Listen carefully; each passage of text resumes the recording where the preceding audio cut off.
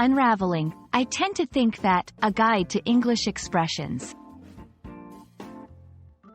Hello everyone, and welcome back to our channel. Today, we're diving into a fascinating English phrase that you might have heard or used before. I tend to think that.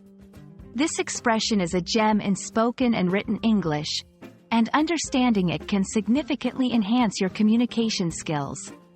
Let's explore what it means, how to use it, and why it's so important. I tend to think that is a phrase used to express a person's general inclination or habit of thinking in a particular way about a subject. It's a softer way of stating an opinion, indicating that the speaker is open to other perspectives but generally leans towards a specific viewpoint. This expression adds a layer of subtlety and diplomacy to your communication, allowing you to share your thoughts without coming across as too assertive or closed-minded. The phrase can be dissected into two parts. I tend to suggests a habit or a general pattern. It's like saying, "This is what I usually think or believe." Think that introduces the specific opinion or belief.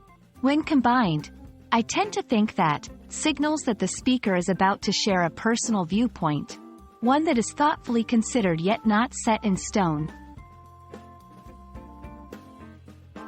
Let's look at some examples to see how this phrase can be used in everyday conversations and writing. 1. I tend to think that everyone deserves a second chance. This suggests that the speaker generally believes in forgiveness and second chances, but is open to situations where this might not apply. 2. I tend to think that we should be more careful about our environmental impact. Here, the speaker is suggesting a general inclination towards environmental consciousness. 3. I tend to think that technology is more of a blessing than a curse. This indicates a general positive stance towards technology, without disregarding its potential downsides. Using I tend to think that is particularly useful in discussions where sensitivity and openness are valued.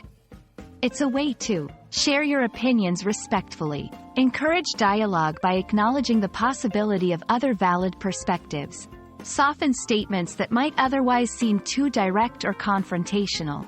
This phrase is an excellent tool for nuanced and considerate communication, especially in contexts where building consensus or navigating complex topics is important. Understanding and using I tend to think that can add depth and diplomacy to your English communication. It's a testament to the language's capacity for nuance and a reminder of the importance of considering different viewpoints. We hope this exploration helps you in your language learning journey and in expressing your thoughts with greater finesse. Thank you for watching, and we look forward to seeing you in our next video.